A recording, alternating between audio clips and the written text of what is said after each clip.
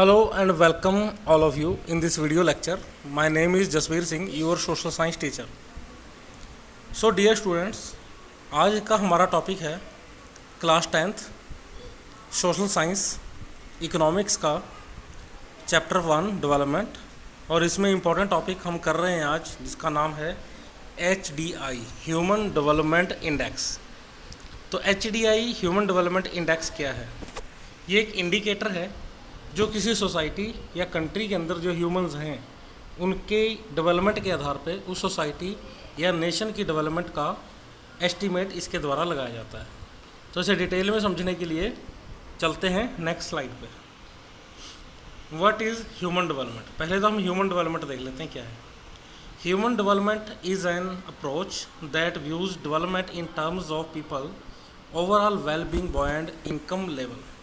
तो देखो भाई, ह्यूमन डेवलपमेंट क्या है कि ओवरऑल जो डेवलपमेंट है एक ह्यूमन बीइंग की, जिसमें इनकम लेवल भी आ जाता है, इसको मिला के सब कुछ जो है, सारी ओवरऑल डेवलपमेंट जो है, चाहे वो मेंटल डेवलपमेंट है, चाहे वो सोशल डेवलपमेंट है, चाहे वो पॉलिटिकल है, चाहे वो इकोनॉमिक डेवलपमेंट है, ओवरऑल डेवलपमेंट जो लाइफ स्टाइल लोगों का सुधरता है या पीस ऑफ माइंड। एक इंसान ने पैसे कमा लिए लेकिन माइंड से वो शांत नहीं है, ठीक है, तो उसे भी हम डेवलपमेंट में नहीं शामिल कर रहे हैं। यहाँ पे हमने ओवरऑल डेवलपमेंट की बात की है कि वो मन भी उसका शांत है, वो अपनी लाइफ को हेल्दी पीसफुली जी रहा है और उसने अच्छी इनकम भी कमाई है और उसकी लाइफ भी बड़ी इजी बीत रही है। वो सारी चीज़ें वो कर पा रहा है, वो जो करना चाहता है, जो उसने सपने देखे हैं वो सब उसने पूरे कर लिए हैं, तो वो ह्यूमन डेवलपमेंट मान जाती है। It focuses on improving the quality of human life not just by money but through other non economic factors to such as happiness, choice, freedom and opportunities. तो इसमें फोकस किया जाता है ह्यूमन लाइफ की quality के ऊपर, जिसमें money तो एक फैक्टर है ही, उसके साथ साथ हैप्पीनेस कि इंसान खुश है या नहीं। एक इंसान जो है वो पर मंथ 2 करोड़ रुपए कमा रहा है लेकिन वो हैप्पी नहीं है, खुश नहीं है, कहीं ना कहीं वो परेशान है, तो वो डेवलपमेंट नहीं मानी जा रही है यहाँ पर, क्योंकि यहाँ पर ओवरऑल डेवलपमेंट की बात हो रही है। इंसान हैप्पीनेस है या नहीं, इंसान के पास चॉइसेस हैं या नहीं डिफरेंट, जो वो चाहता है वो पा लेता है, फ्रीडम है या नहीं, इंसान अपनी लाइफ को फ्रीडम से जी रहा है, अपनी मर्जी से वो अपनी एक्ट करता है पूरे दिन के, और अपॉर्चुनिटीज़ उसके पास कितनी है कामयाब होने की। तो ये सारी चीज़ें जोड़ के ह्यूमन डेवलपमेंट बनता है। अब देखते हैं human development index. One way use to measure human development is the ranking tool used by UNDP called the human development index. तो देखो, UNDP एक यूनाइटेड नेशन ऑर्गेनाइजेशन का एक ऑर्गन है, यूनाइटेड नेशन डेवलपमेंट प्रोग्राम एक तरह का programme है।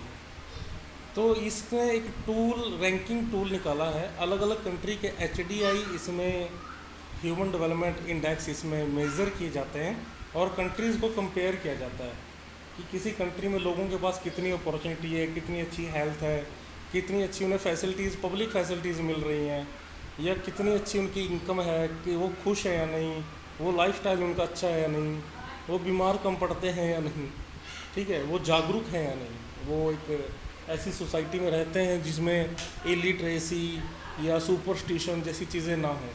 तो इन सबको मिला के एक रैंक निकाला जाता है जिसे ह्यूमन डेवलपमेंट इंडेक्स कहा जाता है, जिसके द्वारा लोगों की, सोसाइटीज़ की, कंट्रीज़ की रैंकिंग की जाती है। The HDI was created to show that the purpose of development should be the happiness and well-being of people and not just an increase in income। तो HDI यहाँ पर ये शो कर रही है कि जो डेवलपमेंट है उसके अंदर पैसे, तो पैसों के अलावा जो इंसान की खुशियाँ या वेल-बीइंग होनी ज़रूरी है। यानी कि पैसे जो है, इनकम जो है वो बाद में आती है, पहले इंसान की लाइफ का ईजी होना और स्टेबल होना ज़रूरी है। The HDI measures development on the well-being of people based on 3 main dimensions. Let us understand what these are and the indicators that are used to measure them. तो मैं वहाँ पर वो 3 डायमेंशन देखेंगे जिनके आधार पर HDI को मॉनिटर किया जाता है या इसका एस्टीमेट लगाया जाता है। पहला है लॉन्ग एंड हेल्दी लाइफ। जैसे कि जो लोग हैं उनकी एवरेज लाइफ अलग अलग होती है। कई देश ऐसे भी हैं जहाँ पर लोग लगभग 89 ईयर्स के आसपास जीते हैं एवरेज, और कई देश ऐसे भी हैं जहाँ पर एवरेज एज जो है लोगों की 45-50 ईयर ही होती है। अक्सर हम देखते हैं कि लोगों की जो डेथ है वो जवानी में ही हो जाती है, या कोई ऐसी बीमारी उन्हें जकड़ लेती है जिससे वो लॉन्ग लाइफ नहीं जी पाते। तो उसके भी कुछ कारण होते हैं, या अच्छी मेडिकल फैसिलिटी नहीं मिल पाती उन्हें, या अच्छा एनवायरनमेंट नहीं मिल पाता। तो अलग अलग कंट्रीज़ में अलग अलग फैसिलिटीज़ मिलती हैं, तो उसके आधार पर वहाँ के लोगों की लाइफ भी अलग अलग होती है और उनका लाइफ स्पान भी अलग अलग होता है। अब एक इंसान लंबी ज़िंदगी जिए और हेल्दी जिए, बीमारियों के साथ ना हो रहे हो, तो ये पहला डायमेंशन है, HDI का पहला इंडिकेटर है। तो लॉन्ग एंड हेल्दी लाइफ इसका इंडिकेटर है life expectancy at birth. This is the average expected length of life of a person at birth और how long they may live. कई कंट्रीज़ में बच्चे जन्म के बाद 1 ईयर तक जो इन्फेंट मोर्टेलिटी रेट है उसको मेज़र यहाँ पर किया जाता है। कई जगहों पर क्या होता है कि बहुत ज़्यादा रेट, इन्फेंट मोर्टेलिटी रेट बहुत ज़्यादा होता है। 1 साल की एज तक बहुत बच्चे जी पाते हैं, बहुत कम बच्चे जी पाते हैं। लेकिन कई कंट्रीज़ में डेथ रेट बहुत ही कम होता है। तो इन्फेंट मोर्टेलिटी रेट की यहाँ बात हो रही है। और उसके बाद जब बच्चा वो बड़ा होता है, युवा होता है, फिर वो बुजुर्ग होता है, उस टाइम वो कितना वो बीमार है या कितना वो हेल्दी रहता है, और वो कितनी अच्छी लाइफ वो जी रहा है और कितने लंबे समय तक वो जिंदा है, इस चीज़ के आधार पे पहला डायमेंशन इंडिकेटर UNDP के द्वारा निर्धारित किया जाता है। सेकेंड डायमेंशन है नॉलेज। यहाँ पर एजुकेशन आ जाती है। तो देखते हैं, mean years of schooling, this is the average number of years that some has attended school. तो यहाँ पर नॉलेज कब आती है? नॉलेज का मेन सोर्स क्या है? स्कूल है। स्कूलों में हम सीखते हैं। तो यहाँ पर क्या होता है कि स्कूलिंग को देखा जाता है कि एजुकेशनल फैसिलिटीज़ उस कंट्री में कितनी है, पब्लिक सेक्टर में और प्राइवेट सेक्टर में, और उसके बाद कितने लोग जो हैं अपने बच्चों को स्कूल भेजते हैं, और कितना ज़्यादा उनकी एजुकेशन पे सरकारें खर्च कर सकती हैं, या पेरेंट कितने एजुकेशन को लेके अवेयर होते हैं, और कितने जो लोग हैं वो स्कूल को अटेंड कर रहे हैं। तो ये यहाँ पर एक फैक्टर आ जाता है नॉलेज का, क्योंकि एक नॉलेज, जिस देश के नागरिकों में अच्छी नॉलेज होती है वो देश ज़्यादा तरक्की करते हैं, और जहाँ पर लोग अनपढ़ होते हैं तो वो बेरोज़गार भी होते हैं और अंधविश्वासों से भी घिरे होते हैं। ठीक है, तो नॉलेज भी एक इम्पॉर्टेंट फैक्टर होता है। थर्ड डायमेंशन है a decent standard of living. Standard of living में है कि लोगों के पास जीवन जीने के लिए जो इम्पोर्टेंट रिसोर्स हैं वो हैं या नहीं, उनकी बेसिक नीड्स पूरी होती हैं, और उसके बाद जो दूसरी नीड्स हैं जो बेसिक नीड्स से आगे चल के आती हैं वो पूरी होती हैं या नहीं। अब इसका इंडिकेटर क्या है? Gross national income, GNI per capita. पिछले वीडियो में इसको डिस्कस किया गया है। कई ऐसी टर्म्स यहाँ पर यूज़ हो रही हैं जो पिछले वीडियोस में एक्सप्लेन की गई हैं, और उनको यहाँ पर फिर से एक्सप्लेन किया जा रहा है, या वो अलग वे में यहाँ पर शो हो रही हैं। तो इनको आप ध्यान से अगर समझने के लिए पिछले वीडियो ज़रूर देखें जो इससे पहले हमने आपको शेयर किए हैं। तो gross national income GNI per capita कितनी है? This is the total income of a country from domestic and foreign source divided by it's total population. तो ये जो ग्रॉस नेशनल इनकम है GNI, ये जितनी ज़्यादा होगी उतना ही जो लोगों का स्टैंडर्ड ऑफ लिविंग है वो भी ज़्यादा होगा, उतना ही अच्छा पर कैपिटा इनकम होगा और लोगों की इनकम अच्छी होगी।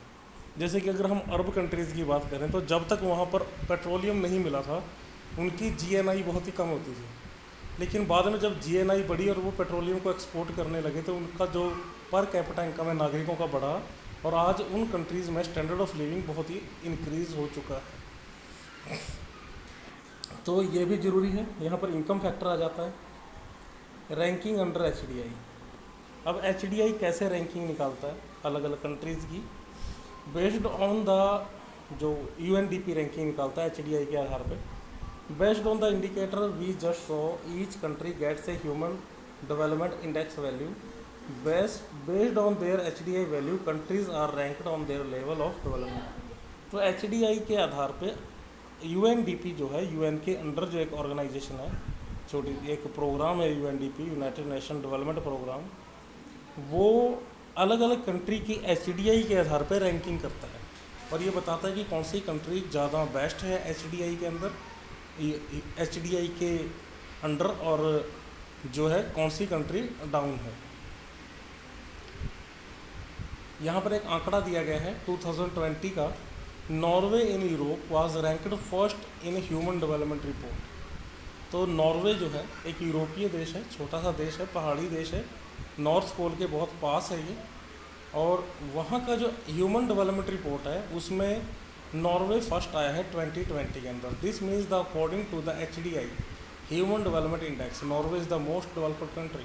तो HDI की रैंकिंग के अकॉर्डिंग UNDP ने नॉर्वे को सबसे ज़्यादा डेवलप्ड कंट्री यानी कि फर्स्ट डेवलप्ड कंट्री डिक्लेयर किया है नॉर्वे को 2020 के अकॉर्डिंग। यहाँ पर आपका GK का भी एक पॉइंट क्लियर हो जाता है। अब यहाँ पर हम प्रैक्टिस क्वेश्चन करते हैं थोड़े से, ये आपकी सप्लीमेंट्री बुक में भी दिए गए हैं, तो इसे ध्यान से देख लें। How many countries had a higher development index rank than India in 2018। तो 2018 में इंडिया से बेहतर कितने देशों का HDI था? तो 129 कंट्रीज़ का HDI इंडिया से बेहतर था, क्योंकि इंडिया का रैंक जो था वो 130 था। इंडिया HDI में 130वें नंबर पे था 2018 में। Which of the two countries has better health care facility, Sri Lanka और इंडिया? तो इस श्रीलंका और इंडिया में जो है श्रीलंका की हेल्थ केयर फैसिलिटीज़ ज़्यादा बेटर है। ये कैसे पता चला कि ज़्यादा बेटर है? कि जो लाइफ एक्सपेक्टेंसी है, जो एवरेज लोग जीते हैं इंडिया की तुलना में श्रीलंका के लोग ज़्यादा जीते हैं। Do you think most people in India have studied till class 10th? Give reason for your answer. तो यहाँ पर आंसर क्या है? No, I do not think most people in India have studied till class 10th because the mean year of schooling for Indians over the age of 25 is 6.4 years. This mean on an average people have only studied for 6.4 years and therefore would not have completed class 10. तो देखो 25 साल education की as मानी गई है, लेकिन India में जो मीन है एज का, एवरेज एज है जो लोगों की स्टडी की, वो 6.4 ईयर है। और 10 ईयर्स कम से कम होनी चाहिए 10th क्लास कंप्लीट करने के लिए, अगर वो फर्स्ट से भी एडमिशन लेता है। तो बहुत सारे लोग जो है वो 10th क्लास तक की एजुकेशन भी हासिल नहीं कर पाते। और ये वो लोग हैं जो हमारा जब लिटरेसी रेशियो निकाला जाता है ये उसमें पढ़ते हैं, कि पढ़े लिखे लोगों में काउंट होते हैं ये लोग। Which country from the list has a higher gross national income GNI per capita than India? What can you infer for this? अब GNI पे क्वेश्चन है ये। Sri Lanka has a higher GNI per capita than India. This shows that the person in Sri Lanka on an average earns more money than person in India. तो श्रीलंका के जो लोग हैं उनकी GNI ज़्यादा है, क्योंकि श्रीलंका की पर कैपिटा इनकम इंडिया से भी बेहतर है। और श्रीलंका की छोटा सा देश है, ये इसका मतलब ये नहीं है कि श्रीलंका की जो टोटल इनकम है, नेशनल इनकम, वो इंडिया से ज़्यादा है। नेशनल इनकम तो उनकी इंडिया से कम है, लेकिन पर कैपिटा इनकम ज़्यादा है, क्योंकि वहाँ की पॉपुलेशन इंडिया की तुलना में बहुत ही कम है। तो इस तरह से यहाँ पर HDI हमने क्लियर किया। अब एक टॉपिक और है जो बहुत ही इंपॉर्टेंट है, हमने एक वीडियो में पहले भी इसे डिस्कस किया था। इसको और ज़्यादा डिटेल में समझने के लिए यहाँ पर इसे ऐड किया गया है, पब्लिक फैसिलिटीज़ एंड डेवलपमेंट। तो डेवलपमेंट में पब्लिक फैसिलिटीज़ का इंपॉर्टेंट रोल है। पब्लिक फैसिलिटीज़ वो फैसिलिटीज़ हैं जो हमें सरकार प्रोवाइड कराती है, जैसे गवर्नमेंट स्कूल हैं या सड़कें हैं। कई चीज़ें प्राइवेट नहीं होती, जैसे ट्रेन्स हैं या सड़कें हैं या फ्लाई ओवर्स हैं। हम कितने ही रिच हो जाएं, ये फैसिलिटीज़ हम अपने पैसों से अरेंज नहीं कर सकते। ऐसा तो नहीं है कि हम बहुत ज़्यादा रिच हैं, हमारे पास बहुत से पैसे हैं और हमें कहीं जाना है, हम कार तो ख़रीद लेंगे, लेकिन जिस सड़क पे हमने कार चलानी है वो सड़क थोड़ी बनवाएंगे, वो तो सरकार ही बनवाएगी। तो ये पब्लिक फैसिलिटीज़ होती हैं। तो इसको ध्यान से देखते हैं, डेवलपमेंट में पब्लिक फैसिलिटीज़ का क्या रोल है। We know development refer to a situation where people from all parts of the society feel that their goals or aspiration are being fulfilled। तो डेवलपमेंट वो सिचुएशन है जिसमें सोसाइटी के सभी पार्ट के लोगों को लगे कि जो उनकी एस्पिरेशन है, जो इच्छाएं हैं, जो उनके सपने हैं, जो गोल्स हैं, वो पूरे हो रहे हैं। किसान है जो वो तरक्की कर रहा है, उसकी फसलें ग्रो हो रही हैं, पढ़े लिखे नौजवानों को जॉब मिल रही है, और छोटे बच्चे जो हैं वो अपने सपने पूरे कर पा रहे हैं, जो वो बनना चाहते हैं वो बन पा रहे हैं। अब डेवलपमेंट क्या है? One major aspect of development is the access to basic goods and service needed to live a healthy life. और जो हेल्दी लाइफ जीने के लिए बेसिक सर्विसेज या जो बेसिक जो चीज़ें हैं वो उनको मिल रही हैं। जैसे पीने का साफ़ पानी, खाने के लिए अच्छा भोजन, सैनिटेशन फैसिलिटीज़, ये सभी मिलनी चाहिए लोगों को। अब मान लो कि एक पर्सन के पास एडिक्वेट इनकम है, अच्छी इनकम वो कमा रहा है, तो एसेस टू गुड और सर्विस, तो अपने लिए वो सारी चीज़ें अरेंज कर लेता है जो उसके लिए नीडेड है। रसोई में यूज़ होने वाला सामान, अच्छा घर, अच्छी गाड़ी, अच्छी फर्नीचर, वो सब कुछ अरेंज कर लेगा।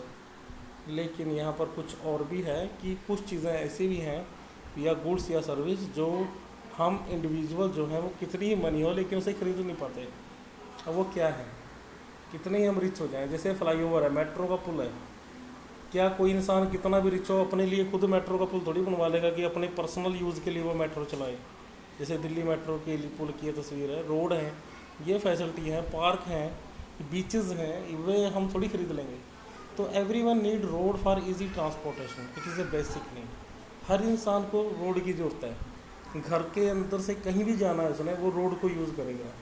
अब पीपल जो है अपने लिए इंडिविजुअल वेल्थ से रोड नहीं बनवा सकते, ये सरकारें ही बनवाती हैं, सभी इंडिविजुअल से टैक्स कलेक्ट करके। तो पब्लिक फैसिलिटीज़ क्या हैं, जैसे स्कूल्स हैं फॉर एजुकेशन, हॉस्पिटल्स हैं फॉर मेडिकल केयर, तो ये पुलिस है। अब पर्सनल हम पुलिस थोड़ी रखेंगे अपने लिए, तो पुलिस भी ज़रूरी है क्योंकि लॉ एंड ऑर्डर को मेंटेन करने के लिए, या जो ट्रांसपोर्ट फैसिलिटीज़ हैं एक जगह से दूसरी जगह जाने के लिए, ठीक है, ट्रेन्स हैं जैसे। अब ये सारी गवर्नमेंट सेक्टर में आ जाती हैं। अगर प्राइवेट सेक्टर में भी हैं तो गवर्नमेंट ऑथराइज्ड होंगी कहीं ना कहीं, या सोसाइटी के द्वारा रन की जाएंगी। तो ये फैसिलिटीज़ जो हैं सरकार या सरकार के द्वारा मान्यता प्राप्त ऑर्गेनाइजेशंस चलाती हैं, ठीक है।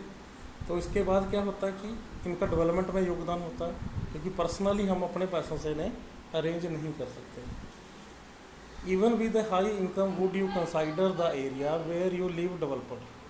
Would you be able to meet your developmental goal easily है। अब यहाँ पर क्या है कि बेशक कितनी इनकम है, अगर किसी के पास ये फैसिलिटीज़ नहीं है, वो अपने पर्सनल पैसों से भी नहीं अरेंज कर पा रहा, तो उसको डेवलप नहीं कहा जा सकता। अगर पब्लिक फैसिलिटीज़ भी मिल रही हैं, चाहे पुअर के लिए हो चाहे रिच के लिए हो, तो इनका होना ज़रूरी है, तभी किसी कंट्री को या सोसाइटी को डेवलप्ड कंसाइडर किया जा सकता है, ताकि वो अपनी लाइफ को ईजिली जी सके। नो मैटर हाउ रिच और poor we are, if these public facilities are absent in our region, we will not be able to live a completely healthy and prosperous life. चाहे यहाँ पर अब rich और poor होना matter नहीं है। एक इंसान के पास बहुत पैसे हैं, वो गिन भी नहीं पाता, लेकिन पुलिस नहीं है, चोर उसके घर से सारे पैसे उठा ले जाएं, या कोई उसे चोट लग जाए, वो एक्सीडेंट हो गया, हॉस्पिटल नहीं है तो वहाँ उसकी डेथ हो जाएगी। वो अगर एक जगह से दूसरी जगह नहीं जा पा रहा है, या वो अच्छी एजुकेशन हासिल नहीं कर पा रहा है, अपने बच्चों को अच्छी एजुकेशन नहीं दे पा रहा है, तो पैसे होते हुए भी वो डेवलप नहीं हो सकता। तो ये फैसिलिटीज़ होना, पब्लिक फैसिलिटीज़ जो ये चार के अलावा और भी बहुत सी फैसिलिटीज़ हैं, उनका होना भी ज़रूरी है, तभी हम हेल्दी और प्रॉस्पेरियस लाइफ जी सकते हैं और ऐसी सोसाइटी को या कंट्री को डेवलप्ड कहा जा सकता है। अब यहाँ पर केस स्टडी दी गई है हरियाणा की और केरला की। हरियाणा और केरला दो भारत के राज्य हैं, हरियाणा नॉर्थ इंडिया में और केरला साउथ इंडिया में पड़ता है। अब इनमें क्या कंपैरिजन है, हरियाणा की जो इनकम है वो केरला की इनकम से कहीं ज़्यादा है। जो टोटल जीडीपी है या पर कैपिटा इनकम है केरला की, वो हरियाणा से कम है। लेकिन केरला के अंदर जो पब्लिक फैसिलिटीज़ हैं वो ज़्यादा बेटर हैं हरियाणा की तुलना में। वहाँ एजुकेशन फैसिलिटी या मेडिकल केयर फैसिलिटी ज़्यादा है। तो हम देखते हैं कि हरियाणा के अंदर जो लिटरेसी रेशियो है वो केरला से बहुत ही कम है। केरला में 100% लोग पढ़े लिखे हैं, लेकिन हरियाणा में 100% से बहुत कम लोग पढ़े लिखे हैं। क्यों है? क्योंकि पब्लिक फैसिलिटीज़ जो हैं एजुकेशन के फील्ड में वो ज़्यादा हैं केरला में हरियाणा की तुलना में, जबकि हरियाणा की इनकम ज़्यादा है। उसके बाद मेडिकल फैसिलिटीज़ भी केरला में ज़्यादा बेटर है हरियाणा की तुलना में, ठीक है। और भी सोसाइटी पे भी इसका बड़ा इम्पैक्ट पड़ता है इस डिफरेंस का। तो it is clear that public facilities such as school and hospital mainly not affected non income indicator of development. In the public facility in an area are better, it is more likely that people there will be better off and have a better lifetime. तो देखो public facilities जो हैं ये clear हो जाता है कि school और हॉस्पिटल हैं, ये नॉन इनकम इंडिकेटर आ जाते हैं डेवलपमेंट के। जैसे हरियाणा में ज़्यादा इनकम है लेकिन केरला में कम इनकम है, लेकिन फिर भी हरियाणा से बेहतर पब्लिक फैसिलिटीज़ हैं जिसका वहाँ के लोग ज़्यादा बेनिफिट उठा पा रहे हैं। तो इसके रिगार्ड में हम ये कह सकते हैं कि कम इनकम होते हुए भी हरियाणा की तुलना में केरला जो है वो हरियाणा की तुलना में ज़्यादा डेवलप है। ठीक है, यहाँ पर हम ये नहीं कह रहे कि किसी स्टेट को हम बुरा नहीं बोल रहे, वहाँ भी अगर ये पब्लिक फैसिलिटीज़ बेटर हो जाएँ तो वो भी तरक्की कर सकता है, ऐसी बात नहीं है, वो भी अपनी रैंकिंग को सुधार सकता है। और सरकारें इसमें प्रयास करती भी रहती हैं, सरकारें अपनी रैंकिंग को सुधारने के लिए लगातार प्रयासरत रहती हैं। ठीक है, और इसमें पब्लिक की भी जो योगदान है वो ज़रूरी है। तो पब्लिक फैसिलिटीज़ अगर बेटर होंगी तो ऐसी जगह को हम ज़्यादा बेटर मानेंगे, उसकी डेवलपमेंट मानेंगे और लोगों का लाइफस्टाइल भी बेहतर होगा। तो आई होप आपको आज के दोनों टॉपिक ह्यूमन डेवलपमेंट इंडेक्स और पब्लिक फैसिलिटीज़ अच्छी तरह से क्लियर हो गए होंगे। आप एक बार ज़रूर इस वीडियो को रिपीट करके देखें, और अगर आपका फिर भी कोई डाउट रहता है तो आप व्हाट्सएप के ज़रिए या आस्क डाउट के ज़रिए मुझसे पूछ सकते हैं। So thank you all of you, happy learning.